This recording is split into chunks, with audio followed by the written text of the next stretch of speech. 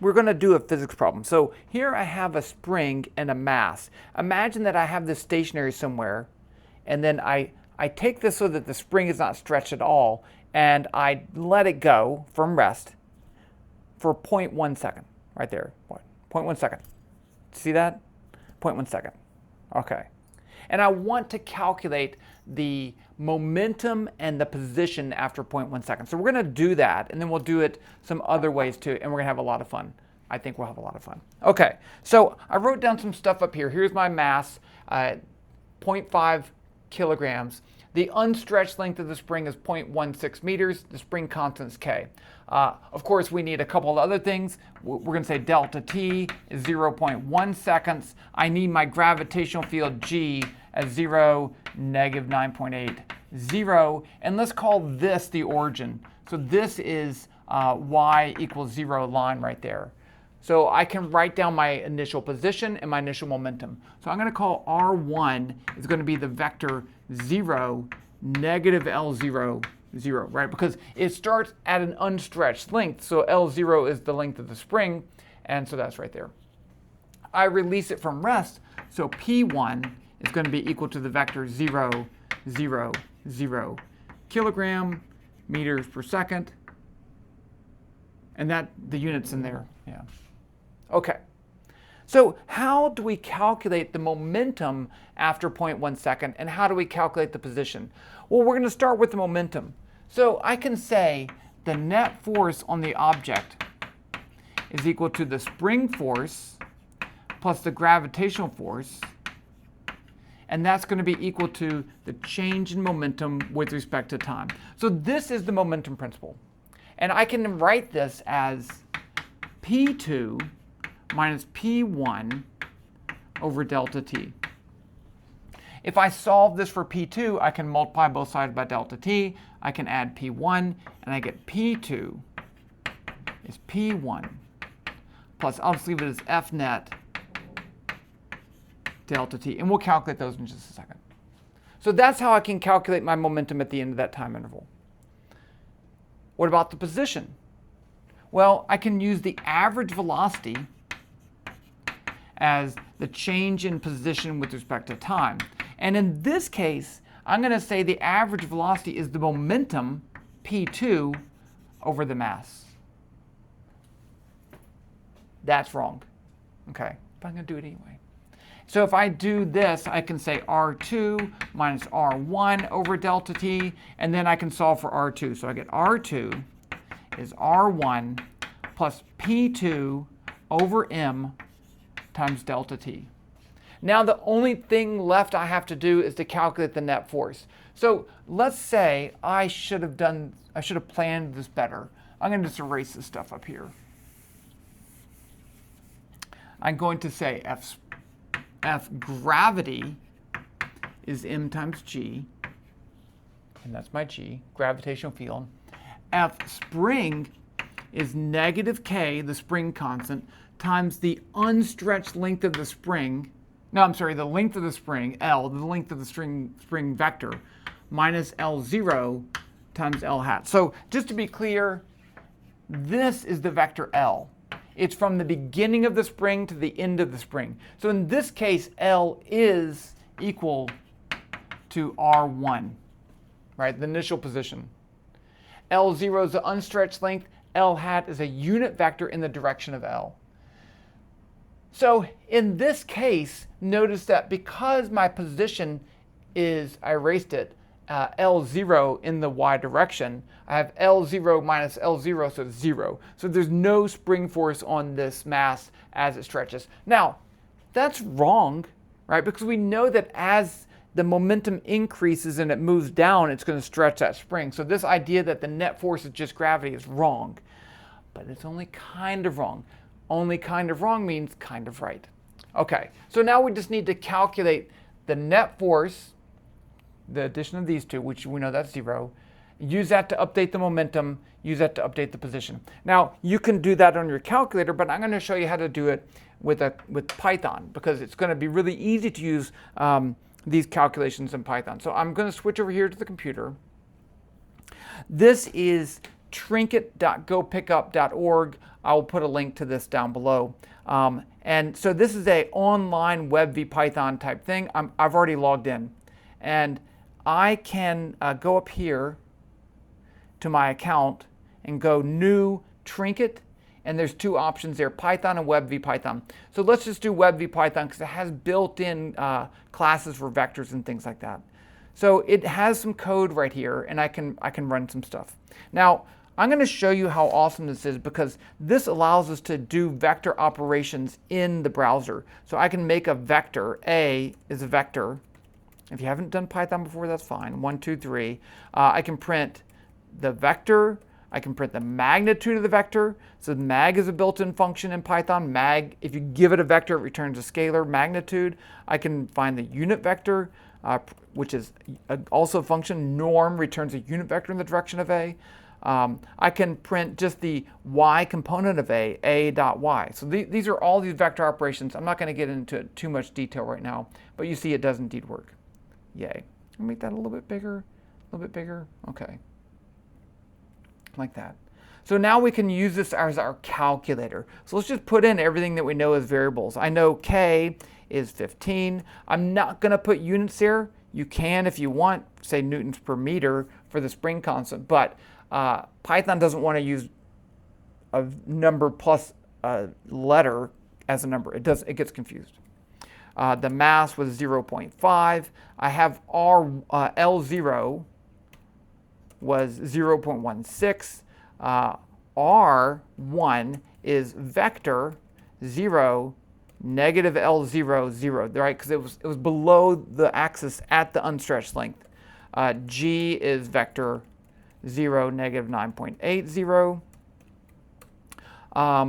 The initial momentum P1 was 0. Okay, let's calculate the net force. So I'm going to calculate this as just one fell swoop.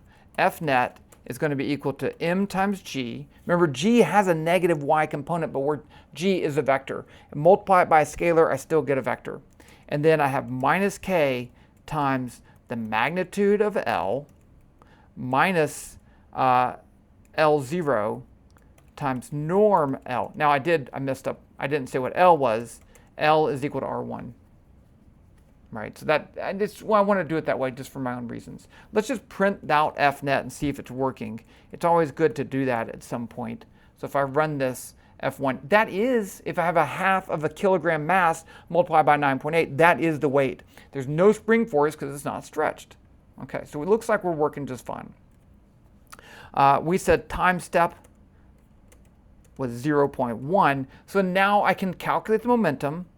P2 is P1 plus F net times dt. That's exactly what I had on the board. It's exactly what I had on the board.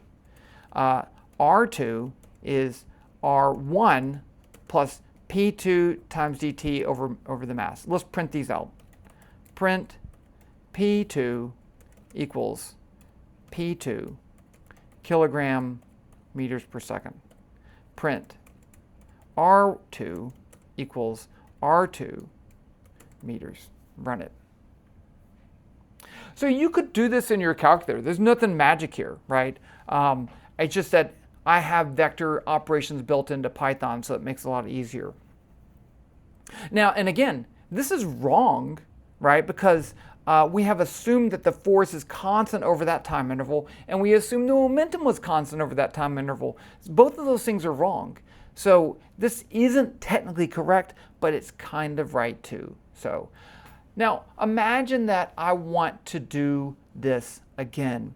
I want to find out where it is at position 3 after another 0.1 second. Okay, I could come up here. I could just do all this stuff again. I'm actually going to copy this. Let's copy all that code and put it right here. Now I'm going to say the length is now R2, right? Because it's already stretched. I need to recalculate the force. That's done. That's fine. dt is still 0.1. Now I'm going to say P3 is equal to P2 times dt, and R3 is R2 times plus P3 over there. And then I'm going to print this, P3, P3, R3, 3, 3, run it. And there you go. So now I know where it is after 0.2 seconds. So I did 0.1 to 0 to 0.1, 0.1 to 0.2. What if I want to find out where it is after 1 second? Well, I'd just do the same thing 10 times.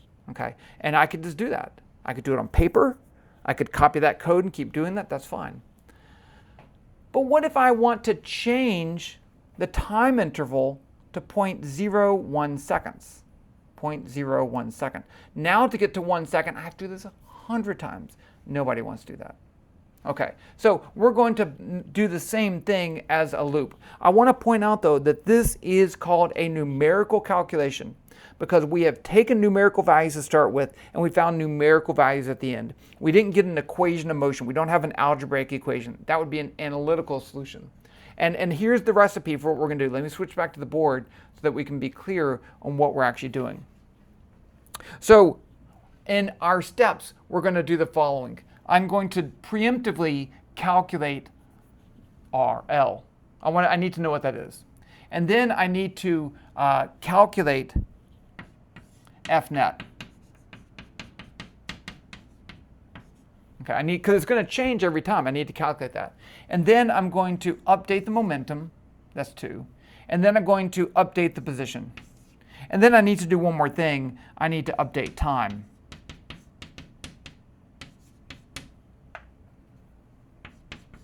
And then I go back up and do it all again.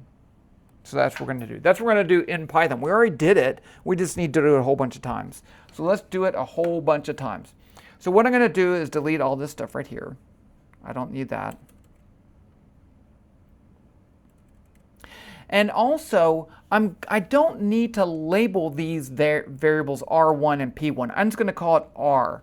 And I'm going to call this P. And then I'm going to call this R. And what I want to do here is to say t is 0, dt equals 0.01. And I'm going to make a loop. So in Python, we can make a loop with a while statement, while t is less than 1, and a colon. And then everything after that colon that's tab indented is part of the loop. So let's put all this in our loop by tab indenting. So the first thing I do is to set L equal to R, because R is going to change, so L changes. Then I need to calculate the force, nothing there. I don't need this dt. I need to update the momentum, but here I'm going to do this. So right here in line 15, I have a momentum P, and this equal sign is the make equal to sign. So this takes the value of P, adds Fnet times ET, and then makes that the new value of P. So I don't need P1, P2, P3, P4, all the way to P100. I just have P and it's going to change.